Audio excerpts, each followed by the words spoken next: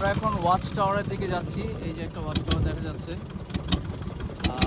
এখানে বেসিক্যালি যেটা হয় যে সবাই ওয়াচ টাওয়ারে এসে আসার দেখে প্লাস হচ্ছে আপনি সাঁতার কাটতে পারবেন লাইফ জ্যাকেট নিয়ে।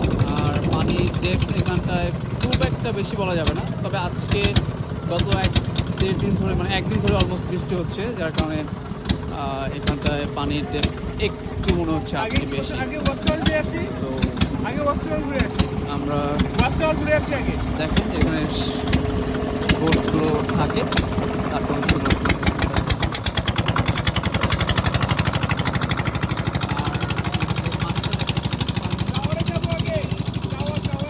পানিটা হচ্ছে খুবই সুন্দর।